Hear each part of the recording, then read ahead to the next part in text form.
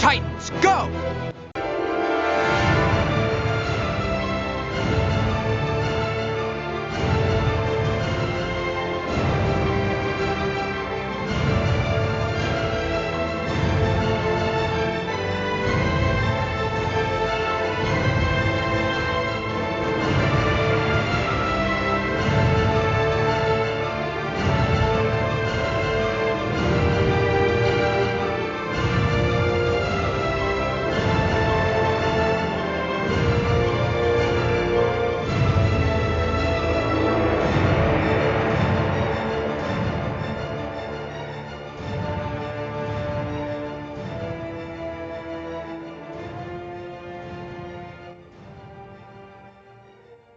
Hello again, everyone. Welcome back to Titan Talk, the Titans podcast. I'm Charles Skaggs, back in Doom Manor once again, as we continue our Doom Patrol series here on Titan Talk, and I'm here with my co-host, everybody's wonderful and favorite co-host, Jesse Jackson. Hi, Jesse. How are you today? I'm good, Charles. I'm ready for some Doom dialogue. Yes. Instead of Titan Talk, Doom dialogue. Doom dialogue. That's Yeah. good. I didn't think about that. That's good. Yeah. I guess we'll have to rename the podcast, huh? And confuse everybody. Exactly. So yes, here at episode 28, we are going to talk Danny Patrol, and which obviously is a reference to Danny the Street, a pretty significant supporting character during Grant Morrison's Doom Patrol run that gets introduced in this episode, which was the 8th episode of Season 1, just released here a couple days ago on April 5th, 2019, also known as the 22nd anniversary of my marriage to Lori Skaggs, my beautiful wife, and we celebrated that over the weekend. And what better way to kind of finish up the day after Lori falls asleep late at night, and I've got the TV to myself, and I just kick back and watch Danny Patrol. So that was the end of my evening because, hey, we're old. Yeah, exactly. That's funny. 22 years ago, I was there in Ohio, Yes. part of the ceremony. Truly one of my sweetest memories. And so, yes, very, Yes, very cool. Yeah, and I think we talked about that here, maybe not, definitely on Next Stop Everywhere, where Jesse was kind enough to give my bride away. Yes. At our wedding, and played a very important role, and that is something Lori and I both will treasure forever. Yeah. As long as we live. And it's kind of perfect. It was also one of the few, Charles, Lori and I have seen each other multiple times since, but it was one of the few Titan Talk meetups that I got to attend in person. Yes. So our original Titan Talk, the Titans fan fiction group that is the basis for the name of our podcast back in the 90s that we were both a part of, and that's how we kind of all met, and how Lori and I met, and that's where we got to know Jesse, and that's everything. Even though the original fan fiction group folded, we've remained friends ever since, and obviously we've been doing these podcasts for Southgate Media Group ever since. Absolutely. And having a lot of fun. So it's even after all these years, you've put up with me almost as long as Lori has. So congratulations to you too. Absolutely. I am always happy that you're part of my life, and of course my beautiful daughter Lori. Yes, thank you. All right. So back to the Doom Patrol. Yes, back to the Doom Patrol. Sorry for the little digression, but I couldn't resist mentioning that. No, I appreciate it. So this episode was written by Tom Farrell, who previously co-wrote the episode Puppet Patrol, and directed by Dermot Downes, our first returning director of this season, who previously directed the episode Donkey Patrol, the second episode of the season. Okay. So obviously a couple of people that are very familiar with the show and how it works, returning. And as far as guest cast this time, we have Alan Mingo Jr. as Agent Morris Wilson / Maura Lee Karupt, which I love that drag name. That's a great drag name. Yes. Alan has previously appeared in episodes of Ray Donovan and The Deuce, and also Frasier, so I thought I'd mention those. We had John Briddell as Darren Jones, the leader of the Bureau of Normalcy, and he's been in some interesting projects. He was in the 2009 reboot of Knight Rider, which I thought was kind of interesting, and he was also on American Crime Story and The Resident not too long ago. And then we had Brent Bailey as Doug, Karen's object of her obsession. He's been in episodes of Agents of S.H.I.E.L.D. and Rizzolian Isles. Okay. And then we also had Ethan McDowell as Forsythe, and he was on a couple episodes of The Gifted and the 2018 reboot of MacGyver. Nice. So that's our guest cast for this week. And so before we get into a little bit of trivia, Jesse, what did you think of this episode? So once again, this show continues to amaze me. There are times when people, one of the complaints about the first season of American Gods from a couple people was it didn't drive the story enough. Right. And it was just too kind of a random road trip. Yeah. And I could get, like last week, you dropped your rating a half a point because you didn't think it advanced the story enough.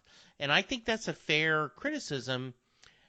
But I just have really loved this road trip. Next weekend, speaking of brides, yes. Linda asked me, hey, can we go it's bluebonnet season here in Texas. And for those of you, we get off on a tangent.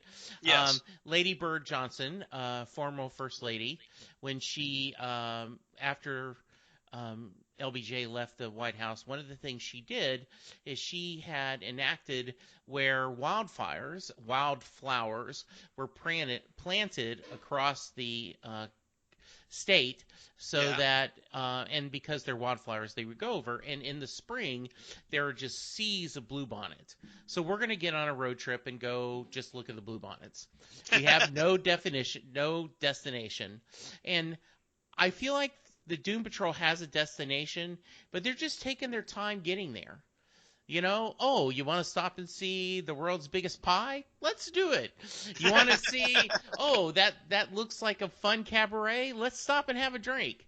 And so I just have loved the episodes. I've loved the show, and I cannot wait to talk about Danny the Street with you. All right, cool. So to kind of give a little background for those who obviously aren't familiar with the Grant Morrison comics, where Danny was originated, this story was essentially loosely based on Doom Patrol Volume 2, issues number 35 and 36 back in 1990. But we have the Bureau of Normalcy, but in the comics it was a group called the Men from Nowhere. And that's an acronym for N, that's N period O period W H, ERE, etc. Kind of like S.H.I.E.L.D., only it's called Nowhere. And Maura Karupt is a brand new character for this story, invented for the series, kind of replacing the role of a character that Morrison used, a young woman named Sarah Furness, who meets Danny before the whole adventure and just becomes just enamored of Danny, and kind of serves as a go-between, kind of like Maura Karupt does, between the patrol and Danny the Street. So thought that was rather interesting. The ant farm, which got a brief mention, when Larry is kind of wheeled, has those little flashbacks back to 1963. The ant farm is something that Morrison introduced in issue number 44 because the Men from Nowhere, as part of their agenda to wipe out things abnormal, they operated in the basement of the Pentagon. So I'm kind of wondering if we'll see that later on. But they have this massive machine deep within the basement of the Pentagon that's growing all the time, and it's intended as the Men from Nowhere's blueprint for the new world order that where every move will be predetermined and there will be no room for oddities. Hmm. So I'm kind of wondering if the way that kind of this episode was left with Darren Jones, I kind of wonder if we're going to see more of him and more of the Bureau of Normalcy. I can't think that Darren's just going to quit because Maura punched him out. Yeah. I don't think this is the last we've seen of him. So I'm kind of wondering if we'll get more of that and introduce more of Morrison's concepts later on in the series. Okay. So I just thought I'd bring that up for all you Doom Patrol comics fans out there like me. Topics. Let's get into our main topics. And first topic, I don't have any theme this week because ran out of time. I had a very busy weekend. Yes. Obviously with my anniversary and all kinds of other things. Recording a podcast yesterday, next stop everywhere. So ran out of time. Topic number one, I want to talk right off the bat. I want to talk Danny the Street and Maura Karupt. So Jesse, give me your thoughts on our favorite sentient transvestite Street.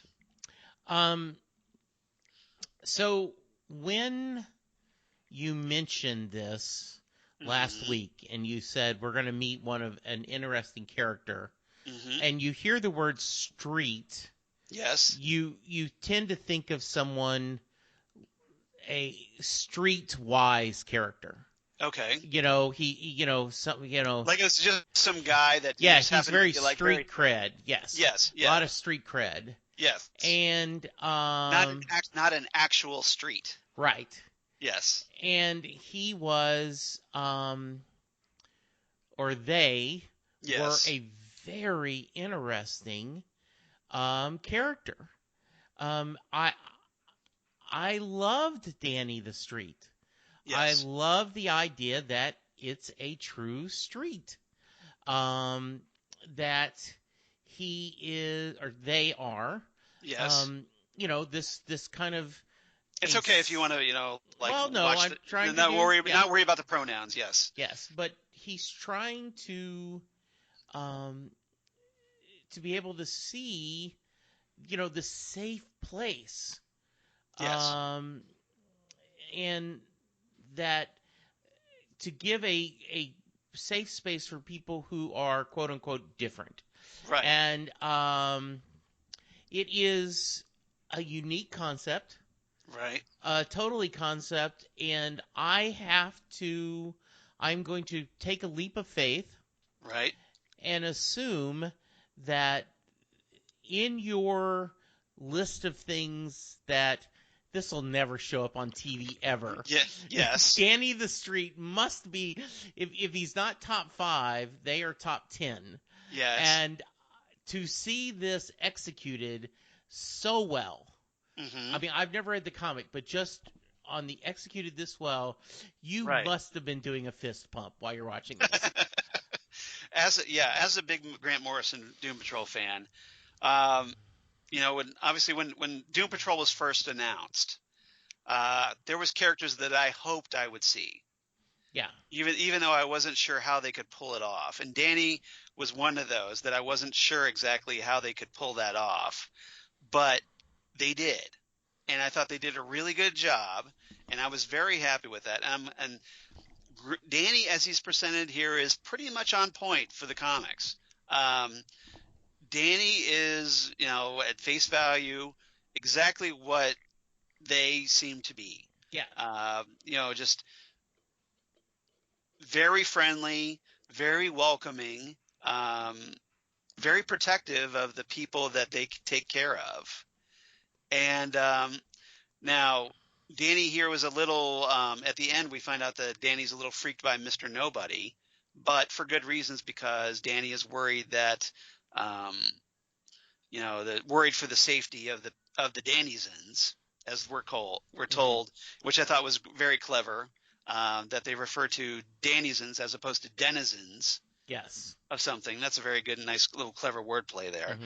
And so that was a little different, but I understand it and it makes perfect sense. But the whole thing with, I knew right off the bat when the leaves blew into the words "welcome friend," when Agent Morris first walks in to Mm-hmm. Danny the Street.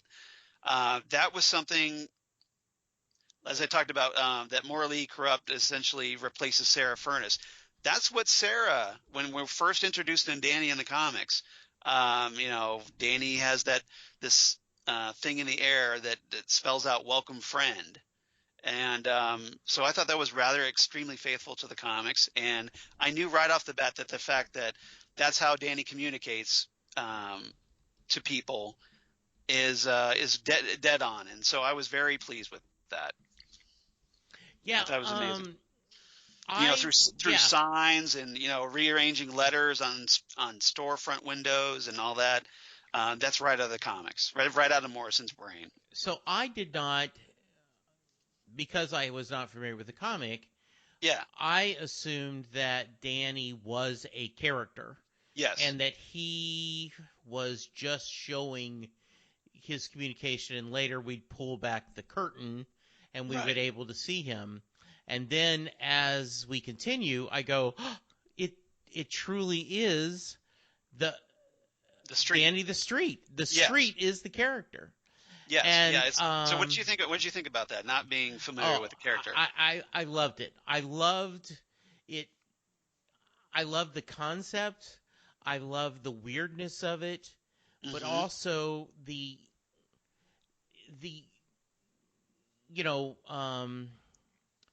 when I first started watching Farscape, I did not get the concept or why it was important that Moya was a ship, a Yes. living ship, as they say. A sentient ship. Yes. Yeah.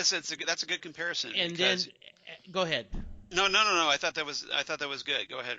Keep And rolling. so, as you watch Farscape, and those of you, if you've never had, it's definitely worth the time. It's a very interesting series, and Hmm. friend of the show, Karen, and I were actually on a podcast where we went through every episode and discussed it. Um, it her being alive becomes important in the Yes. series. Um, so the idea of this sentient street was a Right. great concept. Um, and And yeah, Denny's very friendly. It's not like yeah, there's no malevolent, ulterior no, motive. Danny is what Danny appears, and I think that's one of the great things. It's this upbeat, like when Agent Morris first walks in, there's this upbeat music playing, and yeah, all the townspeople are happy, they're getting along, but not in a creepy, uh, you know, like weird Children of the Corn type way. right. Just more like they're just very happy to be there. It's almost like not like a, it's a utopia, but not one of those like dystopias. Yeah, where everyone is, um, where, They're under end up like it seems idyllic, but then there's some ulterior thing going yeah, on. like, That's not the case here. yeah, Supernatural just had this season an Yes, episode where everyone kind of was hypnotized so that they seemed happy. yes, Um, you know, Danny accepts everyone right, and gives everyone a chance to be quote unquote normal, to express themselves in any way. I will admit I did not um, realize that Alan Mingo Jr. was playing both parts. right. You know, Oh, when so you were surprised that you yes, didn't you were fooled by Morley Corrupt's yes, yeah, identity. yeah. Yes. I just didn't. I You didn't wasn't. make the connect. You didn't make I, the connection. yeah, and so I thought that was a nice reveal, Right. and I love the idea that um, almost like um, the apostle uh, Paul when he was Saul on the road to Damascus. I can't. I'm saying it wrong. Damascus. Damascus, yeah, Yeah. Yeah. where um, he sees himself and in a new way and Right. found a way. You know, Agent Morris, it Yeah. he finally had a chance to be free and to do stuff, and that was just beautiful. Yeah. I Yeah. Yeah. Agent Morris Wilson has a great story when she eventually reveals that that we were introduced to her early on as Agent Morris Wilson, this agent of the Bureau of Normalcy, essentially tasked with going in and um, going in with the intention of destroying Danny the Street because it's this, abomination as they view it. Yeah. Uh, It, and once she gets there, uh, realizes that, hey, this is where I feel like this is the part of me that's been missing all my life. yeah. And now I understand who I want to be. It is very. It's a very upbeat story. Right. And especially I love the ending where Agent Morally, Morris, morally Morley corrupt. is Yes. like, I'm gonna just go back. We'll set him off, um, and I love that Danny the Street said, no, we have to quit running. Yes. Um, and the celebration at the end, it it was a wonderful, and I think of this as the main storyline. Oh I yeah, know, that's why I wanted it yeah, first because absolutely, it is kind of the driver, even though Danny yeah, is essentially a supporting character in Doom Patrol lore. yeah. But obviously Danny's the main focus of this story, and I really liked Morally Corrupt, the character, trying to get Larry and Vic, you know, to understand what's going on, kind of butting heads with Vic a little bit, with some serious sass going on. But ultimately, Morally is willing to make that sacrifice and leave town, give up everything that she loves, essentially to protect the others as a selfless act. And then, like you said, Danny says no. Hmm. And then they make their stand. And you notice Agent Morris made the point of going back and coming back out as morally corrupt to face Darren Jones. And they have that great fight where Agre- where where Darren gets his ass kicked by a drag queen, which I thought was very funny. it's very funny. It's very perfect. And yeah, exactly. It's a perfect apropos ending. Yeah, it just was. You kind of look at it and you go, this is so great. Now, I don't know if the Bureau of Normalcy Right. is going to be stay gone for a while, but at least they've won the day for now, and You mean I was very happy. you mean Danny the Street and the Yeah, Danizens have won the day yeah, for a while. Yeah, and then exactly. and to go, um, Yeah, I hope we haven't seen the last of Danny. I mean, oh, I I hope hope this so. is a one-off, but I don't think it is. No, So I think we'll see more. I think they'll set that up. Yeah. Yeah, yeah, because they made such a strong introduction of these characters. Um, but yeah, I thought that was really great. So anything else about Danny the Street morally corrupt before we move on? Um, so I don't know. Maybe this would be a bridge Hmm. to your next topic, but um, how great was it seeing um, Matt Bonner and Alan Mingo Jr. sing in their Yes, characters? yeah, that's one of the things I want to talk about in the Okay. next topic. All right, so topic number two, Hmm. as Jesse tees up the segue, Larry in the Bureau of Normalcy. I want to talk about. Yeah. So Larry, still, hasn't having his issues, and then once he finds out, once they're, um, he and Vic get this cake brought to them. Uh, they're at New Manor, and they get a Danny cake sent from Danny Cake's shop, and it has a map of Danny the Street, and that's how um, they're kind of tipped off to go looking for Niles there, or at least for looking for information there. And they get into town, and the storefronts are kind of boarded up. Everything looks a bit run down. Primarily, as we find out later, Danny was trying to keep a low profile, and that's where they're kind of they see Peeping Tom's Perpetual Cabaret, and that's also right from the comics, by the way. Yeah. And so they go in there and they meet Morally Corrupt, and they kind of like realize that, oh hey, Danny's and like this sentient thing, like the actual street, and Vic has a little hard time with that. and Larry's more like, well, let's just go with the flow here, Vic. Yes. And but um, he keeps having these flashbacks. Once he reveals that they're under threat from the Bureau of Normalcy, we get these flashbacks to Larry's time in 1963, and we get a lot more information about him. And so, what did you think about all those flashbacks with Larry? It was very interesting that you it helps to explain a little bit more why Larry is so standoffish. Right. And that he is, he's been burned literally and figuratively in Yes. many, many ways. So he is this is on top of being repressed by his parents and by society and whatnot. Right. And now he has all this like actual trauma experience at the hands of the Bureau of Normalcy, as we find out.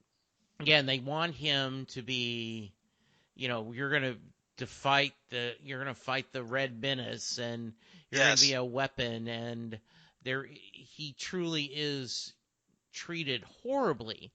Right. And so you kind of understand a little bit what's going on. So I love that. I loved everything about it. I like how he was fighting himself.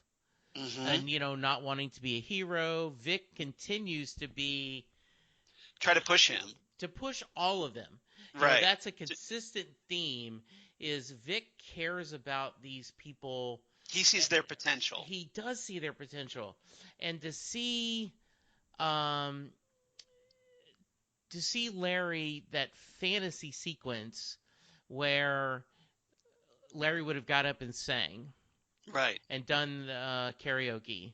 Yes. And then you realize this whole elaborate dance number. Yeah. And then you realize that no, I don't sing, and he's depressed, and you go out. And then you cut to the end when they mention Mr. Nobody and Danny kind of kicks them back home. You see that Larry was singing in the celebration. He was all part of the, he had let himself go. Well, this time, at finally. The very end of the episode where he had kind of celebrated. Apparently, he was doing karaoke and singing very badly, as it turns out. His inner self. Was good fun. Yes. And I thought Matt Bomer during that whole dance sequence, dance number, was just fantastic. Very much the showman. Honestly, genuinely seemed to be enjoying himself performing like that. Yeah. And as he kind of does this duet with Maura Karupt. Yeah. And he's enjoying himself because he's not wearing his bandages. He has his normal face in this fantasy sequence. And just feeling like more like himself, I think, than he's ever felt. Yeah, it was interesting in the real world. Alan Mingo was actually part of the touring cast of Hairspray. Right. And Matt, while is not a professional singer, they talked about he sang with Kelly O'Hara in the 2010 Kennedy Center Honors, and on White Collar he sang with Diane Carroll. So he certainly has a beautiful voice and sang. So I figured that was such a bright spot. Which once again shows Danny the Street has a good heart. Right. They want everyone to be happy, yes. No matter what. And that's one of the things we find out is that the happier the people are, Danny kind of feeds off that. Yes. And that keeps Danny going. Mm-hmm. So Maura Lee mentions this earlier that if the party stops, Danny stops. And I love that Maura Lee kind of has taken on a leadership role among the neighborhood, and among all the citizens there. It's just lovely. Yeah. And Oh, and FYI, if you're wondering what song Matt Bomer was singing during that dance number, that was "People Like Us" by Kelly Clarkson. Ah, very nice. So now, if you really like that song, you can check that out. So Good. that's where it's from. I I almost thought it might have been an original song because I the thought so. topics was so on point. I thought so, but then I did a quick search of the opening lyrics, Hmm. and sure enough, it's a Kelly Clarkson song. Very So, nice. um, but just out of curiosity, I just kind of No, wanted to that's track that great. down. And I love the fact that Danny arrives in Springfield, Ohio. Hmm. Yeah. That's which is an actual city, and very very glad to see Springfield getting a little love in this Yeah. episode. So very Ohio cool. gets a lot of love in the DCU on these I think original. I have to think that's Jeff Johns' influence I with think so too. the Midwest, and Yeah. I'm very appreciative of that. Um, Now, so we get those flashbacks with Larry, and that we're talking about. We get the very first emergence of the negative spirit in Yes. this. We see it on video, and where Larry is shown that, and obviously he freaks out. And this is probably where he has that initial resentment, like this thing is inside of me, Hmm. and it killed all these people, presumably, all these guys in kind of protective gear that essentially cattle prod Larry to get a reaction from him, and they end up bringing out the negative spirit, which ends up killing them. And Larry's just, I think, horrified by this. So we get a little bit of that backstory, Hmm. and we find out that okay, the reason Larry has this patch, um, is it's the actual this patch is the logo of the Bureau of Normalcy. So for some reason, I think in a story we haven't gotten yet, um, Larry keeps this patch for some reason, Yeah. and like Um. even though it was very traumatic, he still held on to it for some reason that we don't know yet. Mhm. Yeah. By the way, I thought that I don't agree Hmm. with the bureau's agenda, but I do think it's a good-looking patch. You like the I design? like the design. Yes. Okay, yeah. Hmm. So Okay. we'll give him at least points for the design, but that's as far as we'll go Exactly. with the Bureau of Normalcy. Exactly. Yeah. So, but yeah, apparently the Bureau, when they were experimenting on Larry, they thought that they thought they could harness the radioactive energy inside him as a Hmm. and weaponize it. And that's the whole reason for the tests, as it turns out.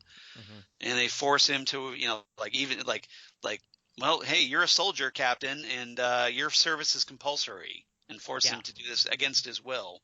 And that's obviously part of his trauma. All right. Anything else about Larry, Vic, and the Bureau? Nope. Just All right. good stuff. Okay. Oh, I did like Danny's advice to Vic.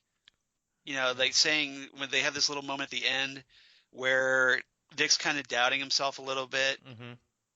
and he's worried. He's like, "We need the chief," Hmm. and Danny's telling him like the chief would be proud of him and whatnot.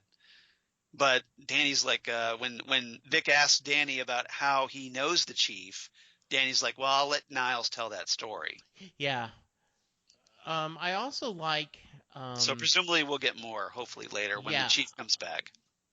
I also really like the.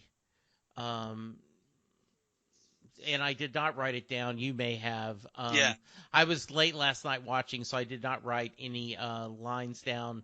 I But got several here. with Larry talking about, lists all the weird things that happen. It's Yes, like I've got that. you just got to I've got ride that. the wave. Yeah. Yeah, I've got that. Okay. I've Good. got that quote. Yeah. Okay. Good. All All right. right. All right. So let's move on to topic number 3. And this I thought was a little kind of funny considering a certain Next Up Everywhere co-host of ours. So Karen, I want to talk about Yes. here, in reference to, of course, to Karen Lindsay, friend of the show, Yes. and Rita and Cliff. I want to talk about in this segment.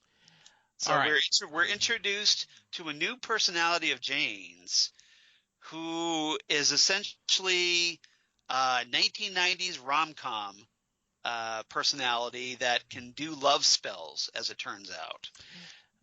Now, And apparently, yeah, Rita considers her to be the most dangerous of the 64, the worst of the 64 yeah, that was personalities. amazing.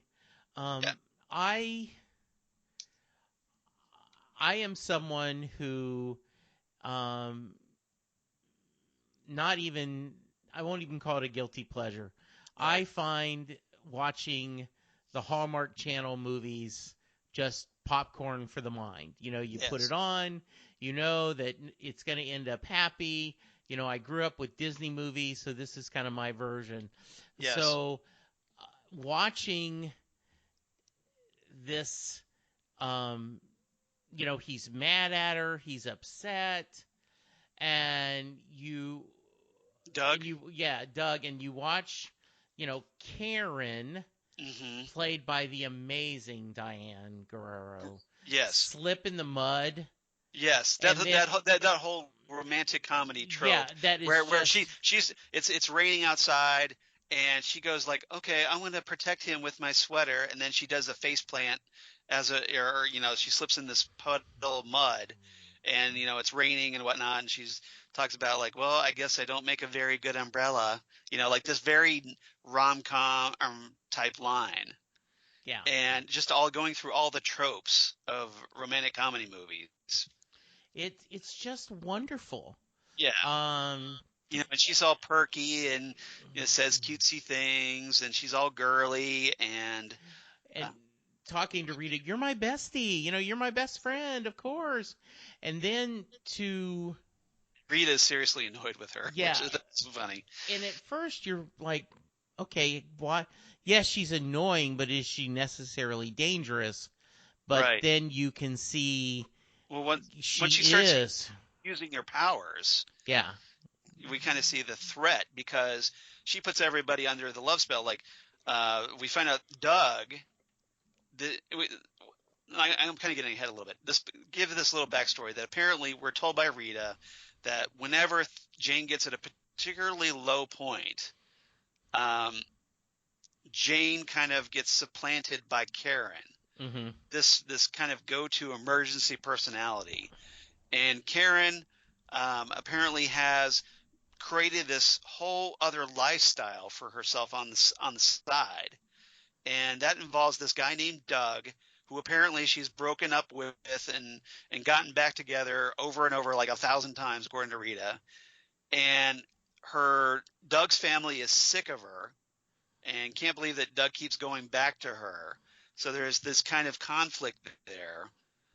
But Karen uses her love spell powers, brings back Doug, whammies Doug, then whammies the family, so that they go along with this idea. Like Karen proposes to Doug, and at first he's not like wanting to go along with this, and then she whammies him, and then the family's all upset about it, and then she whammies them, and eventually she whammies Rita and brings her along into going along with this idea, and you see this threat that Yes.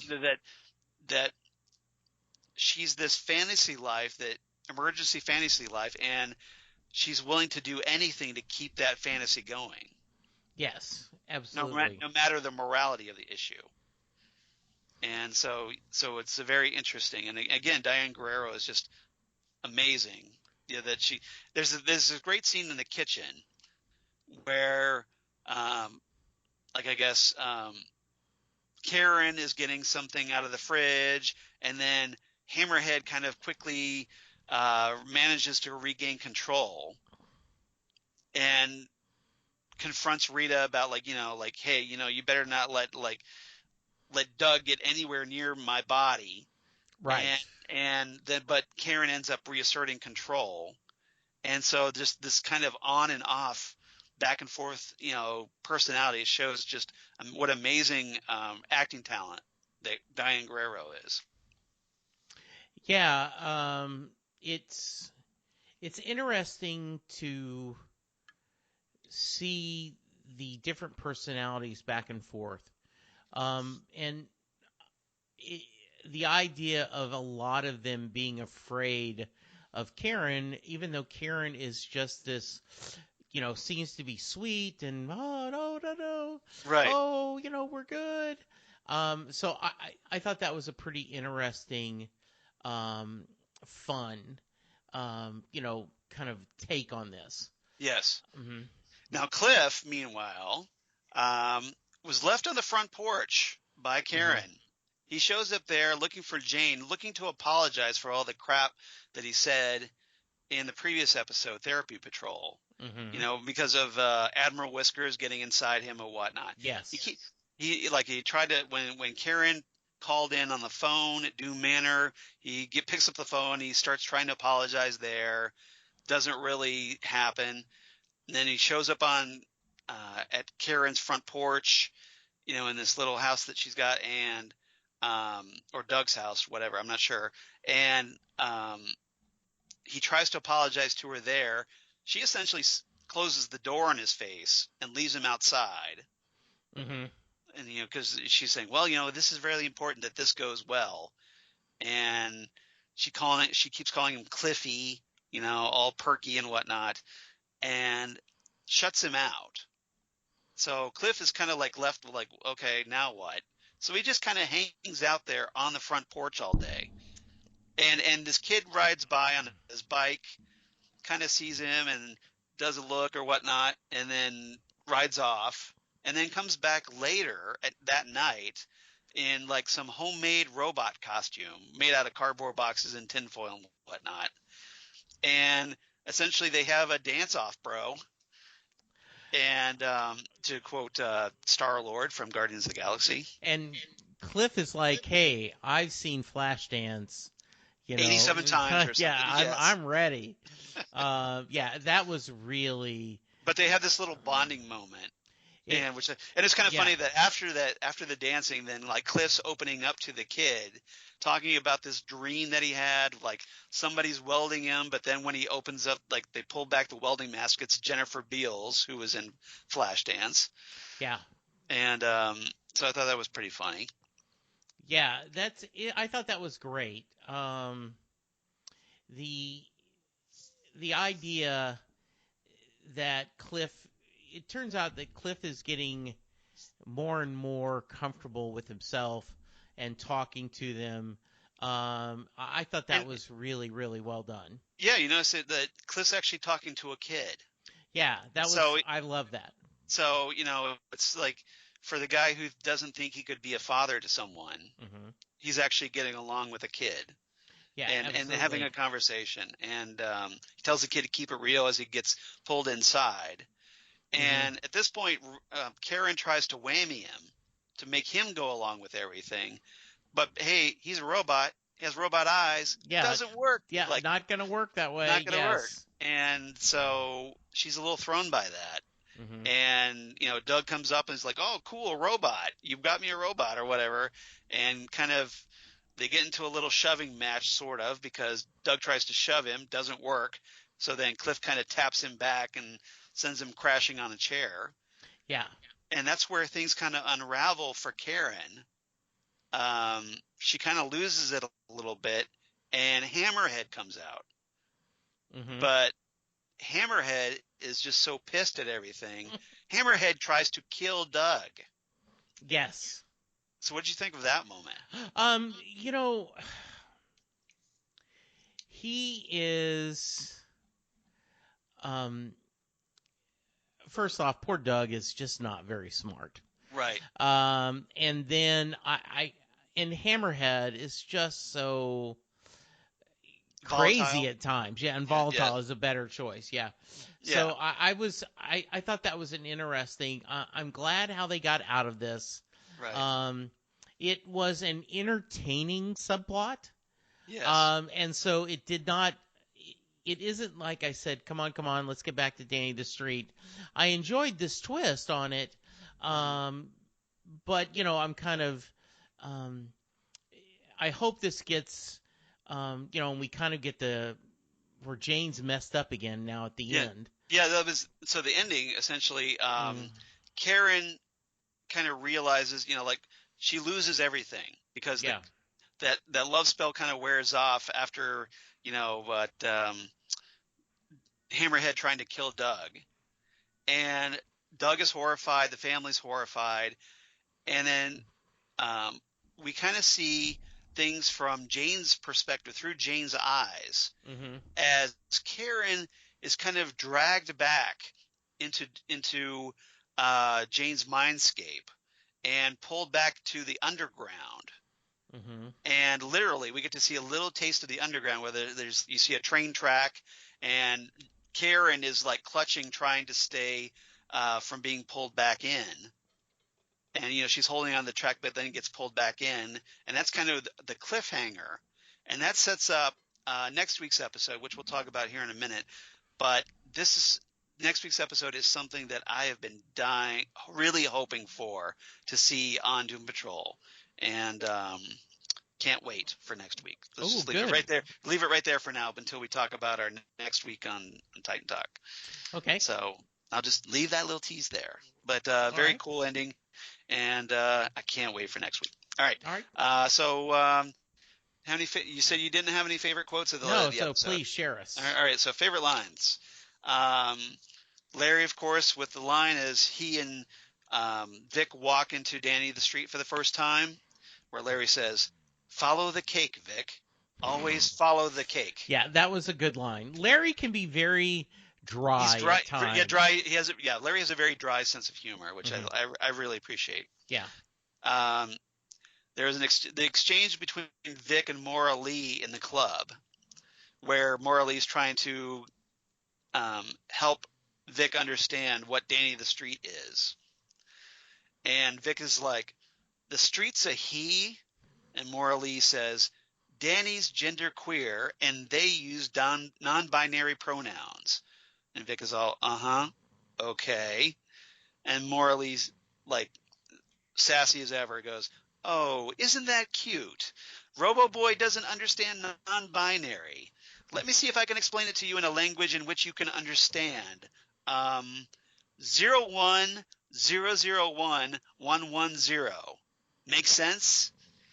And Vic is all like, "Just give me 1 second. I'm trying to find my middle finger emoji." Yes. And then Morley snaps back, "Oh, this sweet little snack's a bit salty. I like it. If you ever want to leave Westworld and come live with the Danizens, just let me know." So I like the little Westworld nod there. Yeah, that's very cool. Very clever. Very sassy line. And I love Maura Lee in that line, or that scene. That was very funny.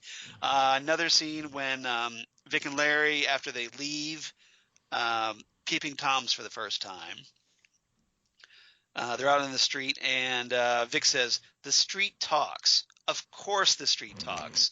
Why wouldn't the street talk?" And Larry responds, "Well, Donkey Dimension, D-Creator, group therapy, just ride the wave, Vic." Yeah, exactly. So just roll with it. And that's a good advice, especially if you're reading Grant Morrison's Doom Patrol run. Highly recommend that. One of the lines between Karen and Rita I thought was rather funny, where Karen tells Rita, "Dougie and I are endgame." And Rita replies, "I don't know what that means. I just know that it's youthful and irritating." That is greatness. Yes. And, of course, endgame is a term that shippers use often when they're tracking their favorite TV basically, this couples. This is where they need to end up, these two together. Yes. Yeah. So I thought that was very funny from Rita. And then lastly, the big exchange between Darren Jones and Maura Lee Karupt, when they're just before their big brawl in the street, in Danny the Street. Darren says, "No, this is not who you are, Morris. You're a man. This place, these people are," and Maura Lee interrupts, "No, you don't get to tell me or anyone else who they are ever again. I am proud of the person I see in the mirror. My face is beat, my look is flawless, and I am dusted from head to toe. The only thing I am not is scared of you." Yes. So really nice. Very empowering episode. You go, girl. Indeed. Exactly. Yeah, so I thought that was good. Yes. So what's your rating for this episode? So once again, they're on a roll. I give it 9 out of 10 drag queen karaoke songs. Nice. I enjoyed this one a bit. It's just, obviously we're not hitting the main storyline, but it's, I loved it quite a bit. So I give it 8.5, just a little bit under you. 8.5 out of 10 Danny cakes with Yes. maps on top. So I love the icing. Like the icing was a map, and I Hmm. love that. Very cool. Yeah. It's like, hey, go here. So Yeah. so very cool episode, and so I have some Titans Tower news, but very quick Titans Tower news. Kieran Walters, who you remember on Titan Season 1, he played Jason Todd. Yes. Apparently, he's been bumped up to series regular. So it looks like we're going to be seeing a lot more of Jason Todd in Season 2, Yes. which Yeah. should obviously make some interesting conflicts. Presumably a lot of, dare we say, Nightwing and Robin team-ups, Hmm. which would be nice to see. Yes. We do have some Tell It to Titan talk. Good. As Good. once again, Holly Mack writes in, Holly Thank from you, Holly. Wisconsin, and she writes in, "Hey Charles and Jesse, what another great episode! Love the idea of Danny the Street. I wonder if we won't see the Street again later on in the series. I suggest that we probably will, because he does reoccur in Morrison's run. I know they don't want to get involved because of Mr. Nobody, but if it's to help Niles, they might change their mind." Absolutely. Okay, out of all the personalities that we've seen of Jane's, I have to admit that Karen is the scariest of them. The scariest of them. A little too sweet, and if you make me angry, I'll put the whammy on you, and you'll do whatever I want you to. I almost thought that Dougie was behind Karen's powers, but not the case. So glad that Cliff was not affected by Karen's powers. Exactly. Yes. So that was good. Good resolution. The Department of Normalcy. I'm guessing it won't be the last time we see of them. Probably not, I'm guessing. Loved Maura's takedown of his former partner and Larry warming to him as well. I'll wrap it up here. Holly from Wisconsin. So Very nice. Thank you, Holly. thank you once again, Holly. Always great to hear from you.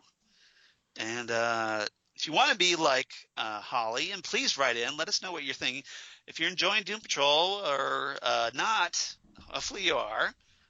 Let us know. Drop us a line here at titantalkcast@gmail.com. That's titantalkcast@gmail.com, just like Holly did.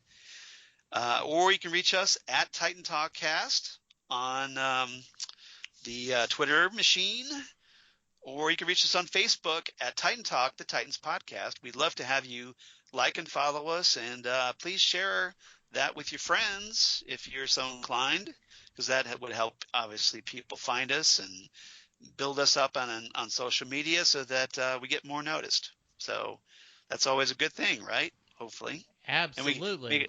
and your help would be definitely appreciated by both Jesse and myself, I'm sure. Oh, absolutely. Good. All right. Jesse, how about you? Can they reach you on the Well, interwebs? I am on Twitter at Jesse Jackson DFW. I am on Facebook, Jesse Jackson in Louisville, Texas. You